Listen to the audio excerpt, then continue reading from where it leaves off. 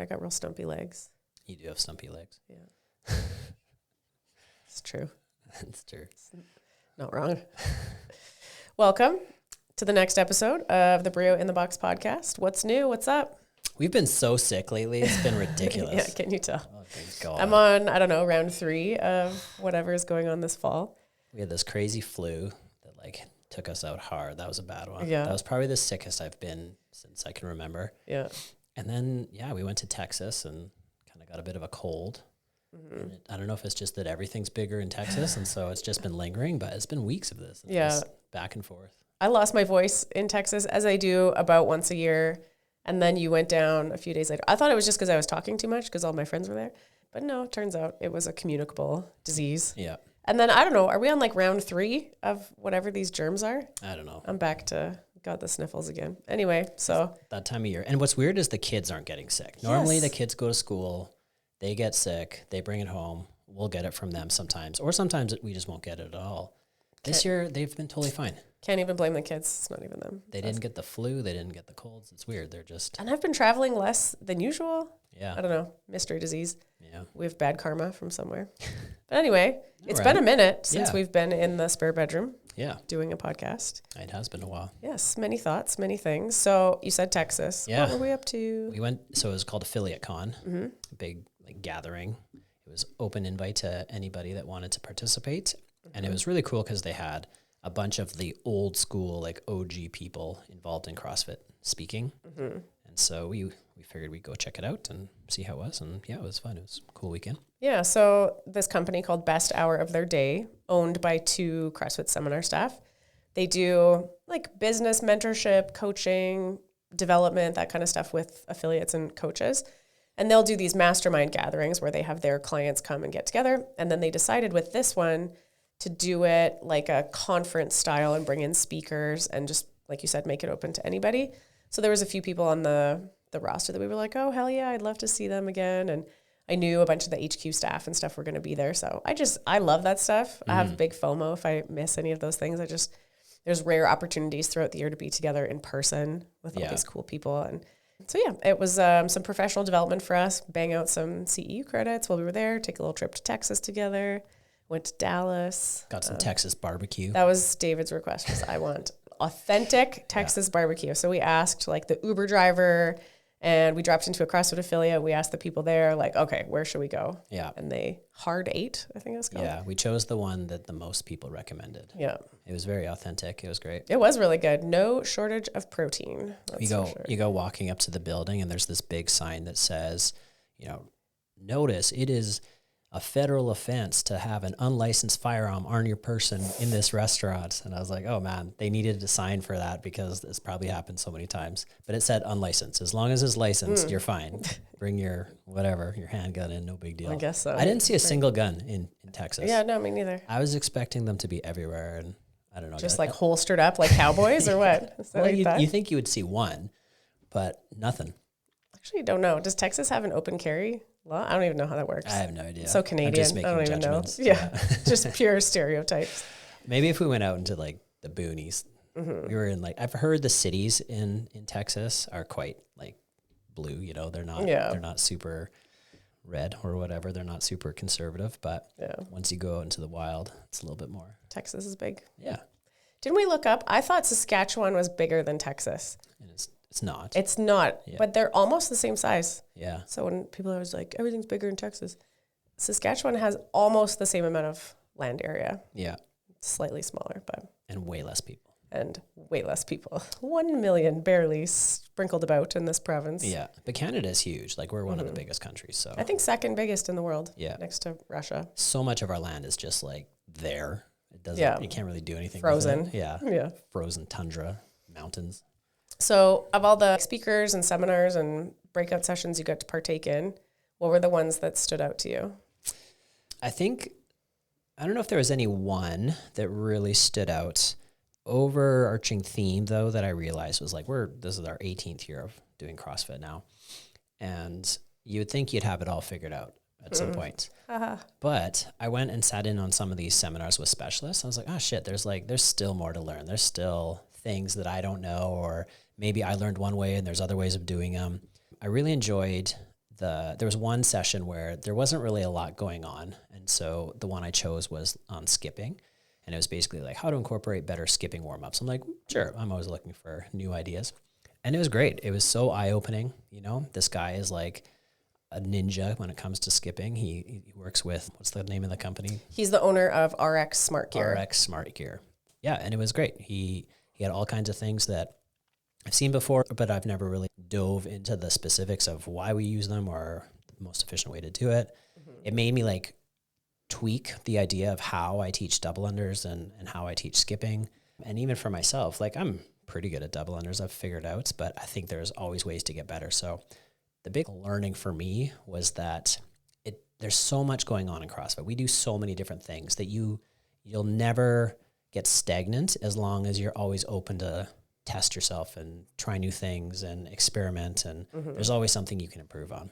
Like, I do not understand if anyone ever says they're like bored with CrossFit. Yeah. I'm like, what? There's like an infinity number of things you can dive into and try to get better at. I think to do CrossFit for the long term, you have to be a tinkerer. You have to be a person that enjoys tinkering, because each year you can take a little dive into a thread of CrossFit. Like, oh, I'm really going to go deep in the weeds on nutrition, or I'm really going to get into my mobility, or going to work on my gymnastics basics, or maybe I need to improve my running technique, or all kinds of things. And there's so many threads that are open to you forever, and areas you can always improve forever, that it should never be boring. It's infinity interesting. Mm-hmm. I know. I think like I'm far enough into my career now that I'm never going to PR my snatch, right? Mm-hmm. Like I'm kind of over the hill when it comes to PRing my lifts for the most point.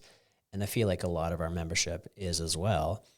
And it's one thing if you started CrossFit at 50 and now you're 55, it's like you still have a lot of growth and potential. But if you started in your 20s or even 30s and now you're in your 40s or 50s, you're kind of like reaching the plateau and going to be on the descent when it comes to the heavy lifting. Mm-hmm. But there's still so much stuff you can work on, you know? Mm-hmm. We were in a seminar with Dave Durante, is that how you say it? Durante, yeah. Dave Durante, who's a former Olympic level gymnast. And he had set a goal for himself to do a 10-minute freestanding handstand, which is ridiculous. So gnarly, yeah. And we were all just like, man, that sounds crazy. And he's like, what's crazy is that as part of my training, I had to do 20 and 30-minute handstand holds up on the wall. He's like, so I would like put an iPad down and I would literally watch Netflix while I was in a handstand. And I was like, yeah, that's great. Like you could do that with a plank. You could do that with a squat hold if you know that handstand aren't safe for you. Like there's all kinds of things you can work on and challenge yourself with to reach a goal, no matter what your age. Mm-hmm. Yes, the days of me PRing my snatch are behind me, and that's fine. I'm in what I would consider to be like a holding pattern maintenance phase. If I can be as fit, you know, at 45 as I was at 35, I'll be pretty stoked about that. If I'm still lifting the same weights, and if I can push that to 50 or 55, like even better, I'm winning. But there's some things in the next year, you know, it's like end of 2025, thinking ahead to 26, like what are the goals? I'm like, oh, I really would like to go back and master some of the basics of gymnastics. Like I really want a 10-second freestanding handstand hold, like just still, no hands moving, no wobbling. I think it would be cool to work towards that 1-minute L-sit. That's so hard to do. So hard to do. And I don't have a strong L-sit. I'm maybe 12 seconds right now. I still, after all these years, have never conquered the strict muscle up. And like physically, there's no reason that I shouldn't. I just need to put the time in. So there's still all these things available to me, like new skills to unlock, new PRs to be had. Even though I'm, 18 years into my CrossFit journey now, there's still lots of things. For sure. Yeah, I think it never ends as long as you're open to new challenges and thinking in a different way. It's not all about what your lifts are. It's not all about your 1-rep maxes. There's all kinds of potential for growth and development. Mm-hmm. I had this little notebook at Affiliate Con and just scribbling down quotes from people. So I was like, what did I write down? And I went back and looked, and Jason Kalipa, winner of the 2008 CrossFit Games, longtime CrossFit OG character in the space. He said, voluntary micro adversities callous the mind. And I was like, ooh, I like that. I like that you wrote that down and then didn't have to even read it. You just remember that thing. Yeah, well, I do. It's been looping in my head. So voluntary means you opt in, you choose. Micro adversity, so just means little hard challenges, little moments of suffering, little moments of discomfort. Those voluntary micro adversities, which is basically what we're doing in CrossFit. Yeah. Callous the mind. So just it makes you tougher. Yeah. So that you expose yourself to high heart rates and panicky feelings and burning muscles and difficult things. And then when stressful situations or hard physical challenges come up in other aspects of your life, you're like, I got this. Yeah. And it calluses the mind in that you don't react in a panicky way to those things because you have the confidence to know you can handle it. You don't have to get emotional about it because it's not a unfamiliar territory for you. So that who knows what, you get nervous for public speaking and you're like, well, I know how to regulate my breathing and my heart rate. I'm the master of my own physiology. So yeah, I mean, I think life can be too easy and too soft now. We have to opt in to these voluntary micro adversities. It's never something that humans had to do before. We never had to choose challenge. It always just presented itself as a function of staying alive and getting the next generation into the next generation. So maybe that is a skill that takes development, is we're not naturally built to opt into hard things. We're probably built into finding the easiest way, but now we've made things so easy that we can see as a society it's not working out so well. And that's just it. The modern world has tried to make things as comfortable as possible and continues to make things more and more comfortable, even though the main thing we probably are lacking right now is challenge and adversity. And so many of the things that they recommend doing now are all just about that mental toughness, right? Yeah. Cold plunging, sauna, reading books. It's so easy to just dive into a romance novel and be like, whatever. But it's hard to read nonfiction, difficult books to learn, to challenge yourself. We get out of school and we just stop learning, Yeah. I think there's so much to be said about, callousing the mind and doing difficult things just to keep yourself from being too comfortable. One of the things I do appreciate about Jason Khalipa, it's not empty talk for him. Yeah. Their daughter was diagnosed with leukemia. They went through a very difficult time with her and lots of time in the hospital. And so he is not speaking from a hypothetical situation. He's been through some really tough things with his child and his family. And he was that guy that knew he had to show up as his best self for his family and for his daughter and stay strong. And he was literally doing workouts in the parking lot, out of the trunk of his car. There's videos of him in the empty lecture hall at the hospital doing push-ups on the floor and pull-ups under the banister on the stairs. And, he was just making it happen. So I think that's very inspirational from the point that a lot of people, when stressful situations come up and things start to go sideways in their lives, the first thing they give up on is taking care of themselves. They stop eating well, they stop working out, they stop sleeping properly. And he really, from a very authentic place, is no, you have to take care of yourself in those situations. The last thing his daughter needed in the face of dealing with this cancer treatment and diagnosis was her dad at not his best. Yeah. So that's your role. That's your duty to your family, to your obligation, is to show up as the best version of yourself. Yeah. And I think anybody that struggles with mental health or whatever kinds of issues knows the things that push them in the right direction and the ones that push them in the wrong direction. And in those difficult situations, if you continue to rely on those little crutches to make you feel better temporarily, in the long term, you're going to feel way worse. And it's just going to be that much more of a mountain to climb to get back into good, healthy habits. Yeah. So you have to, no matter what, you have to take care of yourself. It's the whole airplane mask analogy, right? Put your own mask first so that you can properly help other people put their mask on. And you just need to take care of that base level of whatever it is so that you can help in those difficult situations. And you see, I want to say moms are really bad for this, but I think it's moms and dads that just this is a huge pet peeve of mine. People that are willing to spend so much of their time in the family budget to get their kids to their activities, and they don't care that the kid has to wake up early and get to swim practice at 5 a.m. and has to do dryland training till 9 at night. It's oh, that's all fine for the kid, but they won't put in any effort. They won't set aside any time or money or effort themselves. I think that's real shitty. Yeah. And it happens all the time. I'll tell you, we get parents that contact us my 14-year-old wants to start CrossFit. I'm like, cool. So when do you want to start CrossFit? And then guess what? Ghosted. They never reply to the email. I'm like, yeah, your kid can do CrossFit, but you have to do it too. And I think it comes from a place of parents wanting the next generation to do better, right? You're always trying to push it forward, right? The thing that they're neglecting to realize is that, yes, you're making things better for your kids in the future, but down the road, now they're going to be burdened with taking care of you because you haven't taken care of yourself this whole time. So they're doing great. You're doing awful. They're now totally involved in taking care of your business. And if you just would have taken care of yourself this whole time, you'd be more independent. They'd be more independent. Everybody would have a much better life.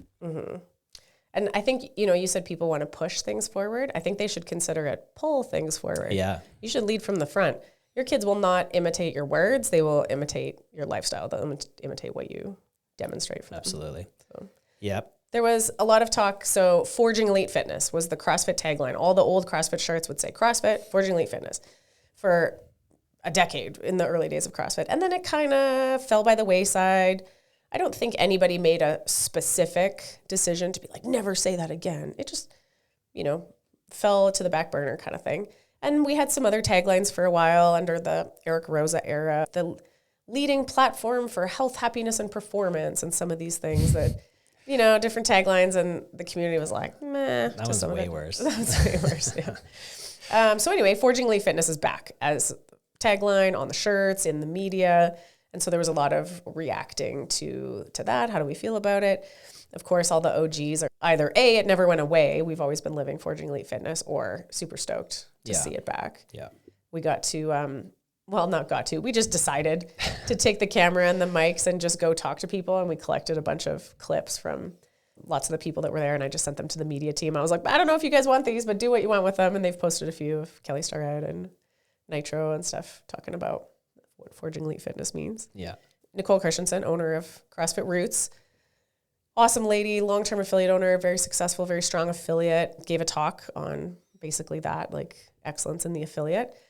And she said, we are forging elite health and fitness in a world that is failing catastrophically at both. Yeah. And I was like, if that isn't true, like maybe we get so hung up on this bubble of what we're doing in the affiliate. But you have to remember, this is in contrast to all of the shit that's going on outside our walls. And society is failing catastrophically at health and fitness for ourselves, for our children. Kids are getting worse and worse. Adults are getting worse and worse. Each generation is not progressing forward. We're falling way, way, way backwards. Yeah. Or falling off the edge of a cliff or something. We're not falling backwards. We're falling to a level of decrepitude and sickness that we've never been at before. Yeah. I think, this trajectory of humanity was on an upswing, and now we're just like off the rails somewhere else that we've never been. Like, yeah. We've never been this sick. We've never been this unwell as a society. So, yeah. And we live in this little bubble in our gym where everybody is taking care of themselves for the most part. Mm-hmm. Everybody could be doing a better job, of course, but we're all doing way better than the average person. Then you go out into the world, into an airport or a Walmart or a Costco, and you just look around, you're like, oh my God, these are the people that aren't trying, and it's bad. And we're in this weird state where we can medicate and surgically modify people to the point where they can be alive in the most sickly states you can imagine. What used to be like a freak show person in the circus is now just a regular person walking down or waddling down the aisles of Costco with their cart full of processed foods. And it's just like, how are we going to change this? How are we going to make this better for the next generation? The unfortunate thing is those people are having kids and continuing that into the next generation. And you look around and it's just like, we're drowning here. It's out of control. And anyone that works in the healthcare system echoes the same sentiment of it's broken. We're getting to a breaking point. We're already at a breaking point. It's broken. And there's lots of innovators in the space or people with ideas, and some from a public policy perspective, some like us from just one person, one family at a time, get in the lifeboat with us. Like I've said lots before. But yeah, I mean, something's going to have to change. We're not on a sustainable trajectory from like a healthcare cost perspective, from an availability perspective, from a lifespan or fertility perspective. Like, things are going to have to change. And I think ultimately not much is going to change until individual actions stacking on top of each other, one person at a time. That's the way I see it anyway, which is why that's the work that we do. Yeah. And I think just like any kind of addiction, people often have to hit rock bottom before they're motivated enough to make the change. And the unfortunate reality for people is often when it comes to your health and your obesity and metabolic disease, if you've hit rock bottom, sometimes it's too late. It's too late. It's like you can only get so much better once you've reached a certain threshold. And the longer you wait, the harder it is to make those changes. So it needs to be like, okay, this generation's in trouble. What do we need to do for the next generation? And we've talked at length about marketing to children with processed foods and the snacks and all the snack culture. And it's just a nightmare out there. And there's been a big push in marketing in CrossFit, and people seem to be very positive. The reception to the message is very positive Forging Elite Fitness is back. So there's a distinction of what do we mean by elite? I think sometimes people misinterpret that as elitist or something, like exclusionary. Like, no, that's not it. It's that CrossFit's for anyone. Anyone's welcome. It's not for everyone because not everyone is willing to do voluntary microadversities, like we talked about. But who is CrossFit for? There's been this long discussion about the brand. What is it? And who's our target market? And all people can distill that down to is we are for the willing. You have to be willing. You have to be willing to show up. You have to be willing to try hard. You have to be willing to be vulnerable and possibly look stupid in front of other people while you're learning to do a new thing you've never done before. You have to be okay with that. You have to try hard. You have to be willing to be uncomfortable.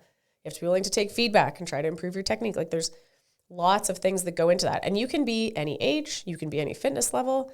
You see all these incredible stories in CrossFit of like adaptive athletes and elderly people and kids and people with Parkinson's and crazy cool stories of people that were just willing.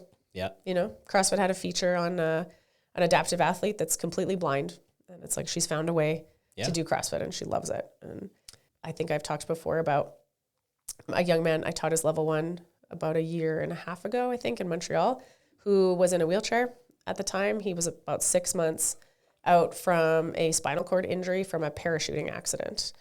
And he was like one of the coolest, most inspiring people ever. He was like, he was fit when he went into the accident. So he was able to regain his mobility very quickly. It had only been 6 months. He was already out of the hospital in the wheelchair. He had big goals. He was like, I want to qualify for the adaptive CrossFit games. He did a muscle up out of his chair at that seminar. He wanted to coach. He wants to open an affiliate. And I was like, hell yeah, man. And it just made me think like stories like that make me so not empathetic to other people and their excuses, basically. People be like, oh, I had to stop CrossFit because like my shoulder was a little bit ouchy. I'm like, really? Did you have to stop CrossFit? Because this guy broke his fucking spine and didn't stop for a second. And now, 18 months out, now he's regained some of his balance and he's walking again and he's deadlifting again. Like, unbelievable story. Sam Constantin, shout out Sam, incredible dude. You should follow him on Instagram. And so really, there's no level of injury that legitimately takes you out of trying to improve your situation. Yeah. It's purely only in the mind because you decided mentally to give up. Yeah. There's no like, oh, I rolled my ankle and I have to take 6 months off of CrossFit. It's like, that's some bullshit you invented in your head. It's not real. There's still a million things you can do. You just have to be humble enough to compromise and be like, okay, well, I can't squat for a while, but I can work on pistols on my good leg, or I can row with one leg, and there's all kinds of different stuff you can work on. One of the speakers, Kelly Starrett, at one point asked the audience, how many of you are without pain? And out of the 300 people that were there, I think like 20 maybe put up their hand. And it got us talking that, we all have our bumps and bruises. I have achy knees. And right now my forearm's really sore, not even from CrossFit, but cutting down trees and doing weird movements with a chainsaw. But that's the price you pay to do things in your life. I used to be super into freaking rollerblading, BMX, and skateboarding, and I would jump off staircases and I would hurt myself all the time. But it was in the pursuit of enjoyment of doing things that I loved. Every time we go snowboarding, we risk catastrophic injury or who knows what, but it's fun. We like it. Yeah. The price you have to pay to avoid metabolic disease is you're going to have some bumps and bruises along the way. You're going to have some sore joints. You're going to have some sore muscles. And that's fine. That's better than that chronic inflammation, pain, decrepitude that you're saving up for if you don't do those things every day. Yeah, and we talk about stepping over $100 bills to pick up nickels. Or it's like saying, I'm not going to wear my seatbelt because it might give me a bruise. Yeah. You're like, but it might save your life. Like, it seems pretty dramatic to get hung up on the small, possibly negative consequence and miss the bigger picture of the whole thing. So, I think the little, my elbow's a little tweaked once in a while, or my knee gets a little achy, and my shoulder here and there, these odd things, is like that in contrast to, I just had my toes amputated from my uncontrolled type 2 diabetes. Yeah. And, I'm losing my vision because my macular degeneration from my high blood sugar, or my liver is failing. Like all these really, really catastrophic things that can happen. So if there's some minor aches and pains here and there, I would absolutely choose those ones. But then also, I think there's something to be said for like, you can also do quite a bit to mitigate that.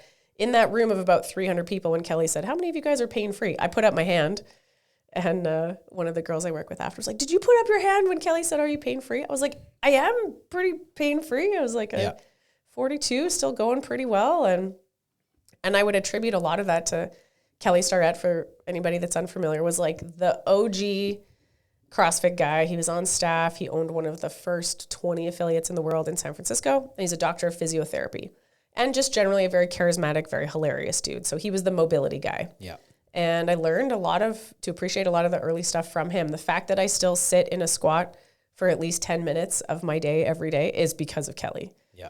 And the fact that I move well and my joints have good range of motion, I would attribute a lot of that to his early influence in the CrossFit methodology and the way we learned it.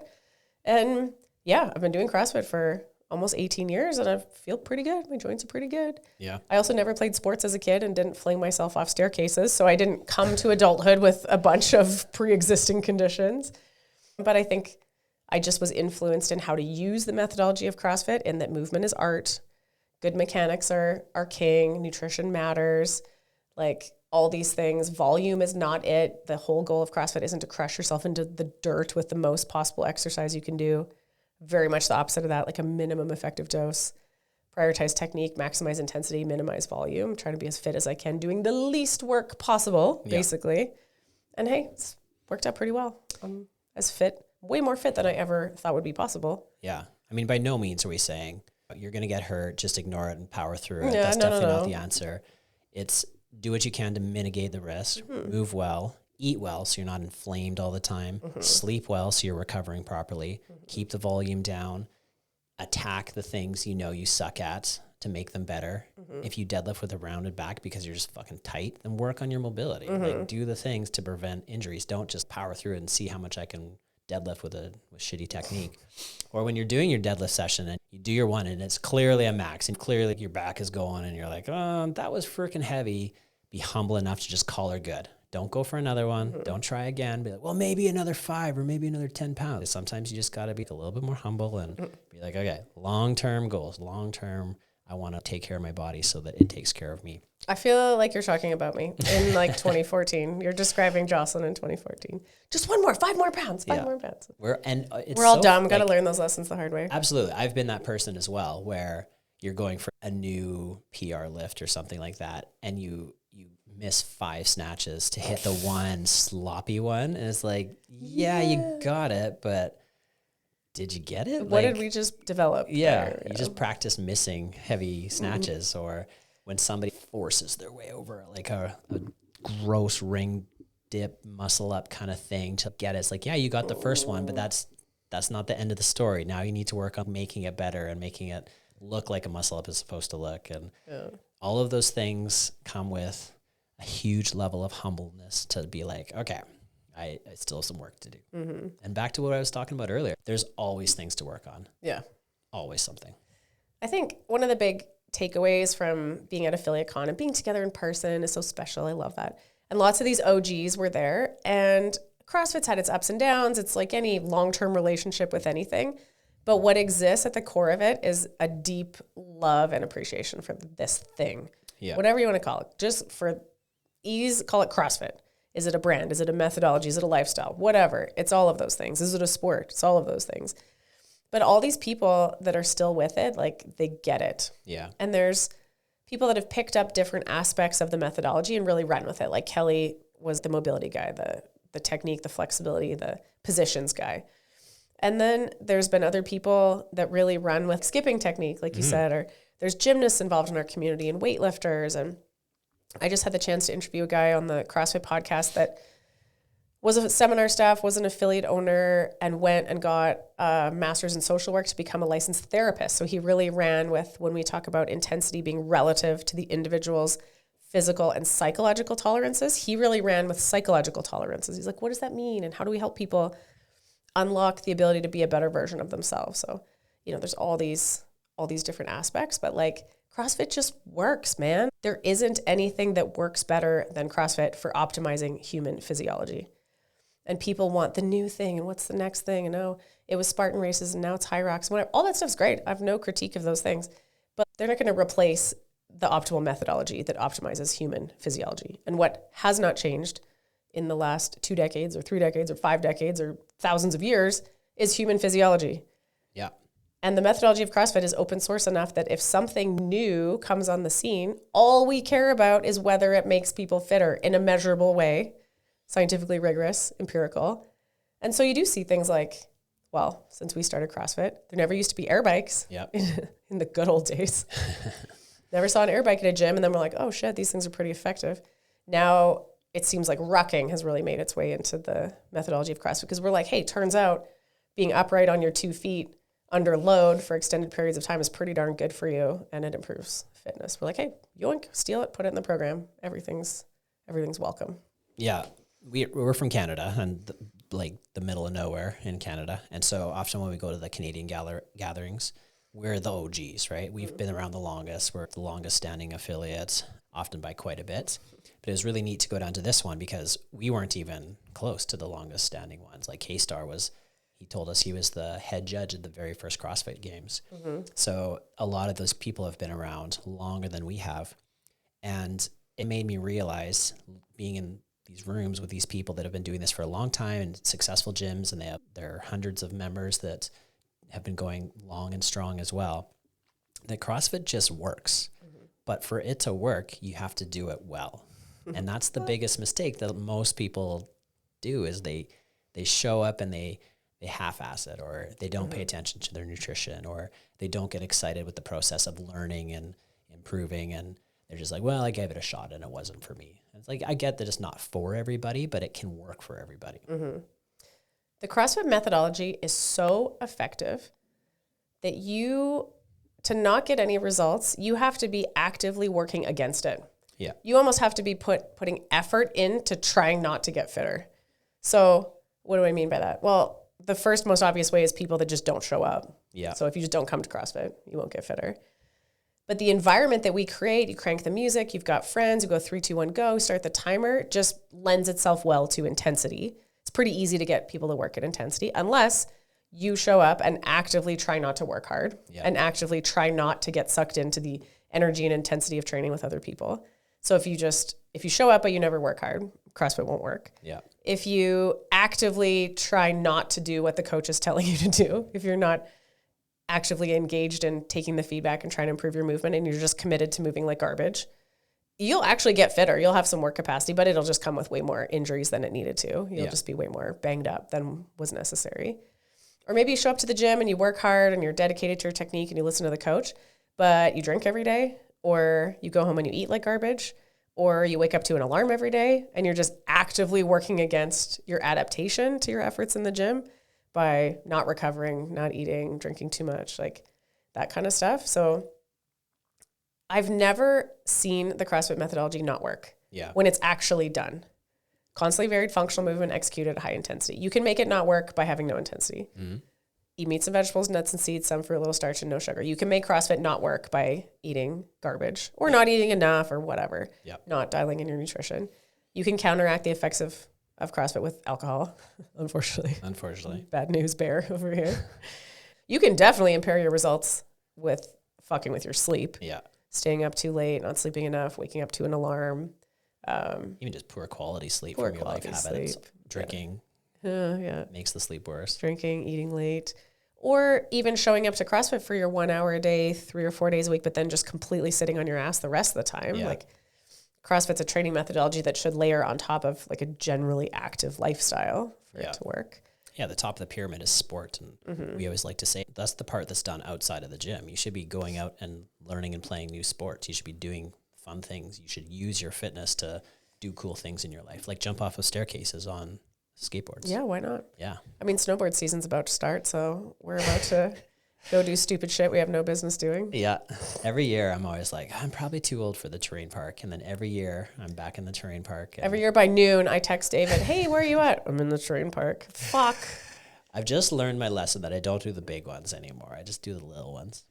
Just the little baby boxes. And I don't do the crazy rails that are all kinked and big jumps and stuff like that. How come you don't do the crazy rails anymore, David Riley? What happened? Well, a few years ago, I fell off one and fucked up my shoulder, and I couldn't do the open basically, and it was bad. You learned a lesson the hard way, would you say? I And that's fine. Sometimes you have to do that. Sometimes it wasn't even that, the stupid thing was it wasn't even that big of a rail. It wasn't like I was like, I'm going to try this big crazy one I've never done before. It was a fine one that I've done in the past. And I've done again since that time. Oh, so you didn't learn. No lessons were learned. But the problem was I was unexpectedly going too fast. And instead of sliding up, over, and down on the rail, I slid up and took air and then came down on the far side unexpectedly and went ass over tea kettle and shoulder first into the ground.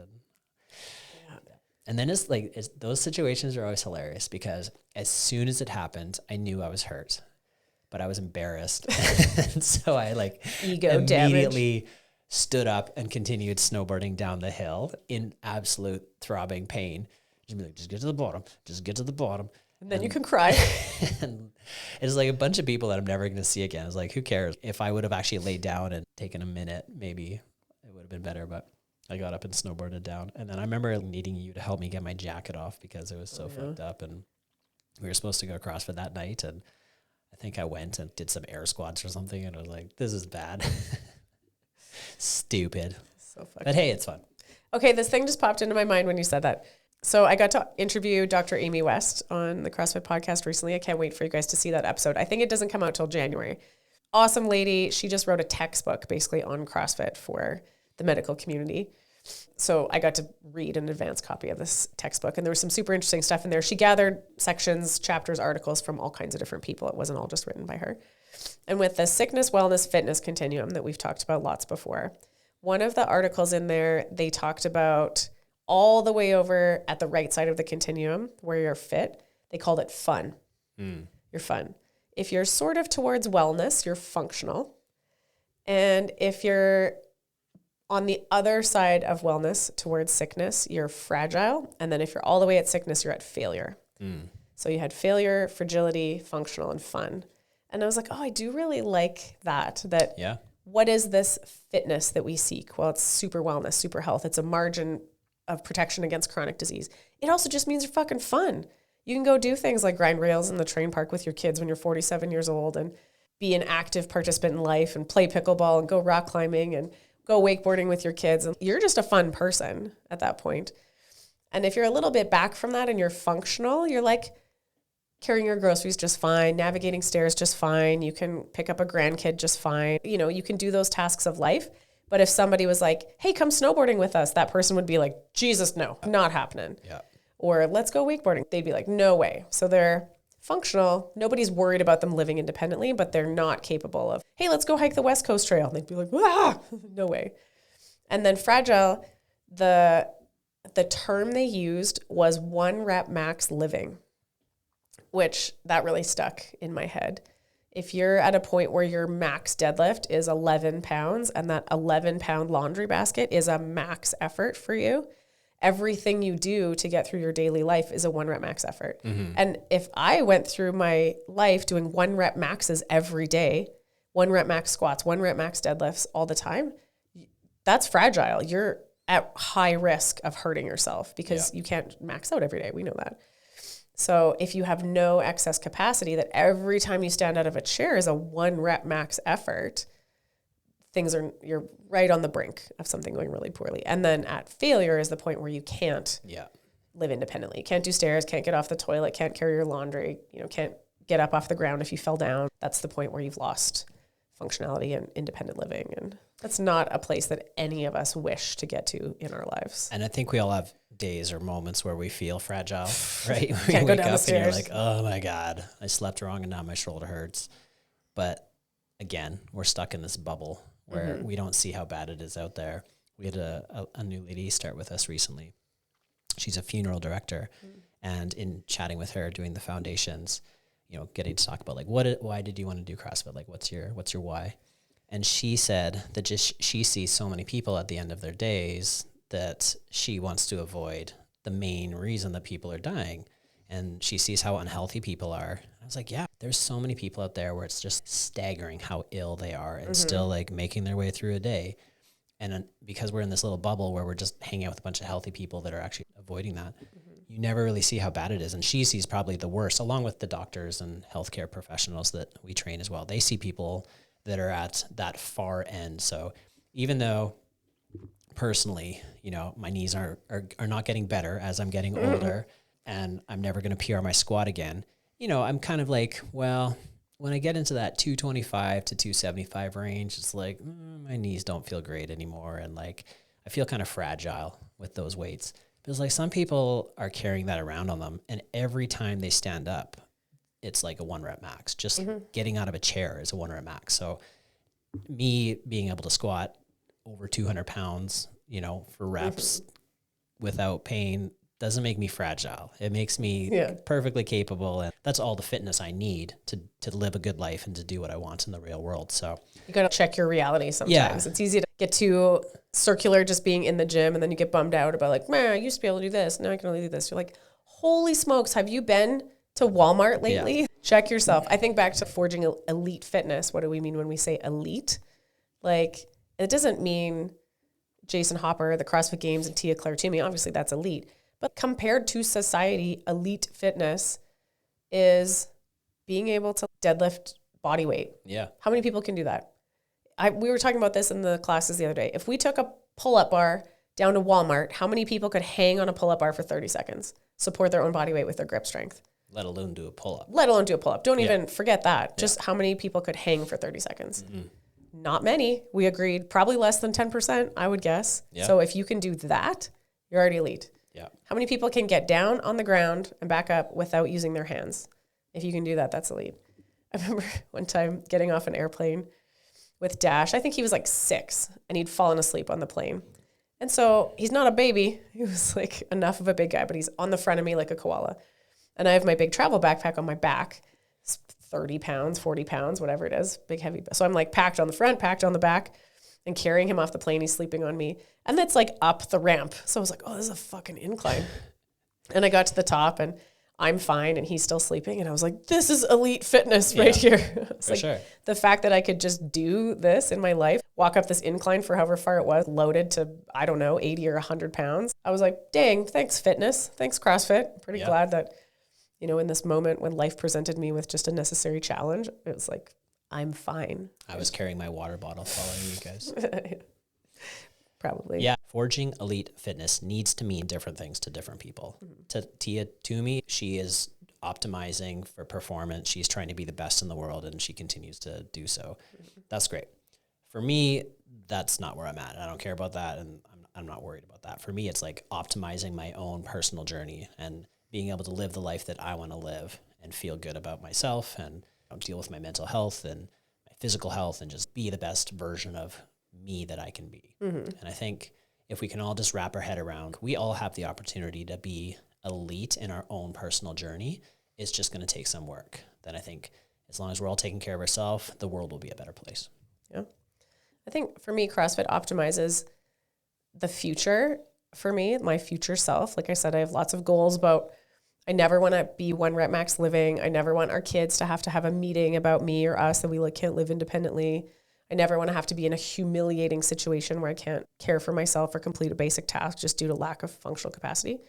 And you know what? I may get hit by a bus or whatever, but at least I'll know that I did everything I could control. Yeah. I was in charge of my own destiny.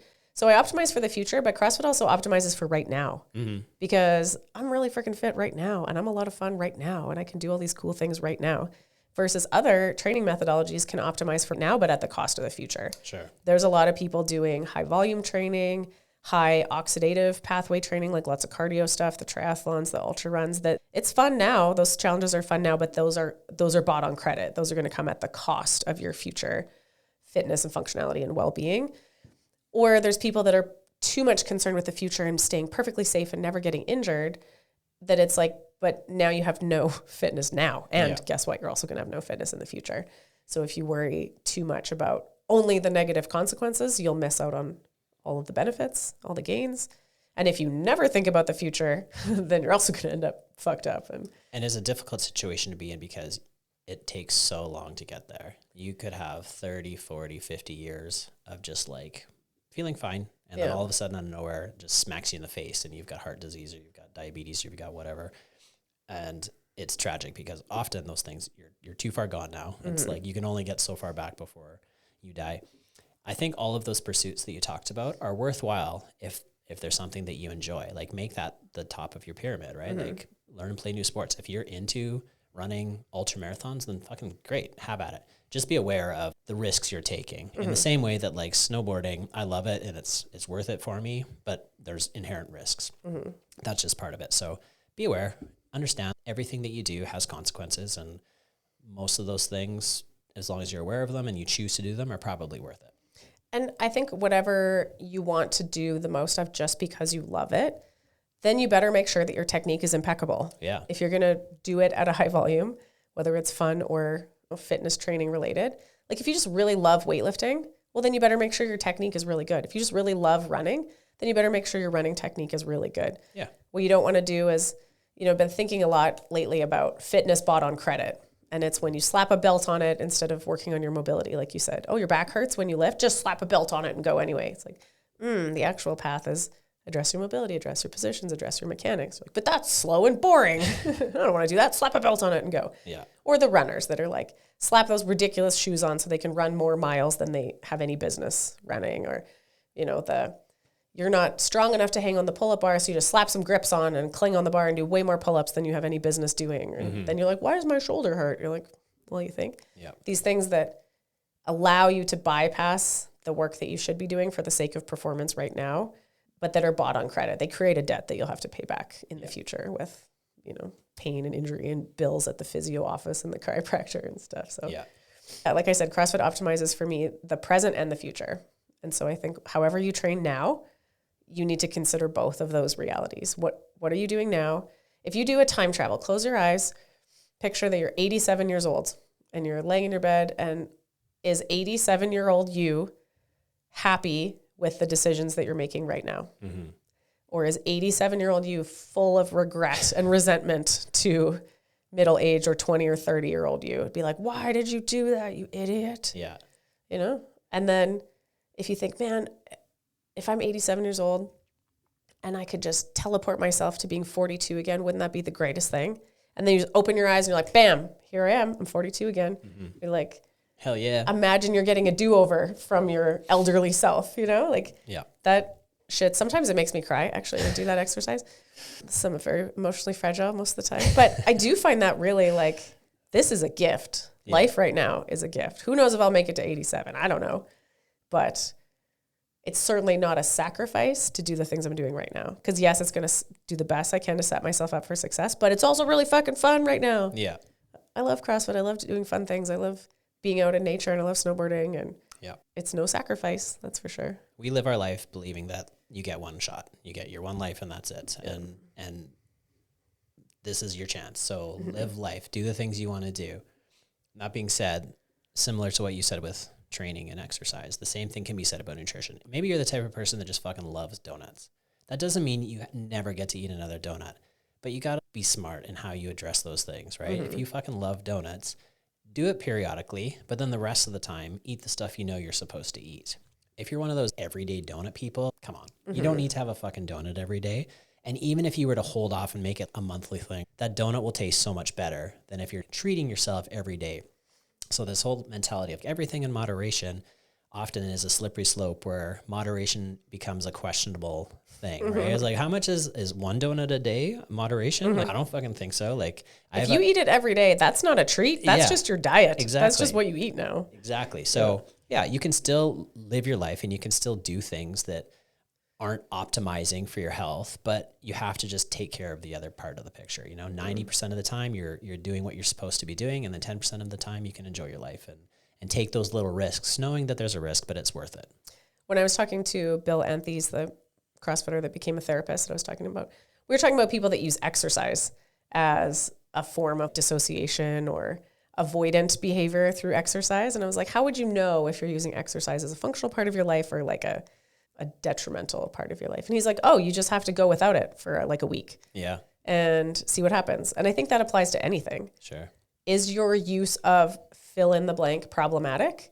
Go without it for a week and see what happens. Yeah. Is your use of alcohol problematic? Can you go without it for a week? Can you go without it for a month? Yep. How would you feel about that? Is your use of exercise problematic? Just take a week off. And if you feel mentally unwell and agitated, and that's probably not a good thing, right? Or sugar or scrolling your phone or social media. Take your pick of any of these things. The test is, are you in control? Are you the boss of your use of that thing? Mm-hmm. And if you have to go a week without it and you're in full on withdrawals and you feel like a crackhead, guess what? You're not the boss anymore. You've given up control and power to that external little dopamine hit. Yeah. Kind of thing. Be the boss of your own world. Yeah. Oh, do you know what I heard the other day? This also just popped into my head. Any hits of dopamine that you get without effort first are the things that become addiction. Interesting. I can't remember who I heard say that, but it just popped into my head. And that's like gambling and porn and social media and junk food and anything that you didn't put effort in first are the things that become addictive. Right. Whereas like you get hits of dopamine from exercise, from, hanging out with your friends, from like, there's lots of positive things that you get hits of dopamine from, but they usually require effort first. So you have to make your own donuts first and then eat them. I mean, I do think that. Better. Yeah, I think you should do that. They would be better.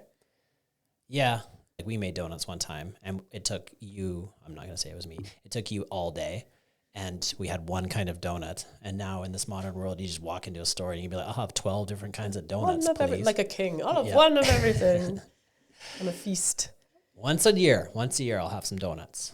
I've just become such a food snob now that I only want a really good one. Yeah. I don't want like a shitty, pre-frozen, seed oil fried, fast food donut. Yeah. If I'm going to eat a donut, I want it to be like a real, somebody made that dough, real lard, like a worth it donut. And then I'm not opposed to eating treats, but they have to actually be a treat. I know. There's nothing more disappointing. Well, there's many things more disappointing. Yeah, hold on. It's very disappointing when you go out of your way to be like, okay, I'm going to treat myself. I'm going to do this thing. And then you have it and you're like, oh, fuck, that wasn't even worth it. That was gross. I felt terrible afterwards. Like to rewind. You're like, can I just take that back? Yeah. Well, I mean, what have we summed up here? What's the common theme? Effort. You got to do is the thing. You got to do hard things in your life. You have to, you just got to work. You got to suffer. You got to make sure you're not living too comfortable of a life or all of that burden will be pushed into the future and you will be fucked down the road. Yeah. Don't live on credit. No. Creating debts you got to repay in the future. Yeah. We're forging elite fitness. CrossFit's for the willing. You got to be willing to show up. The CrossFit methodology is so effective. It never not works. As long as you do the right thing. Unless you actively try to work against it. Yeah. So if you just do the thing. That includes the food part, you guys. It's the base of the pyramid. Nutrition is part of the CrossFit methodology. You can't just show up and work out and eat fucking garbage and be like, yeah, it's working. Like it could be working so much better. There are several garbage mindset mentality things that I wish people could just eject and put in the trash can where they belong. And I work out so that I can eat whatever I want is one of them. Yeah. You just need to like, just get rid of that one out of your brain. Yeah. And then things go better.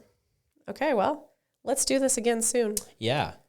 We're kind of like the bro science guy where he's like, new video every week unless I get distracted and do other things. And then it's been 12 years. Yeah, then it's been months since. Yeah, it's been a while. All right, well, see you in the next one. See ya.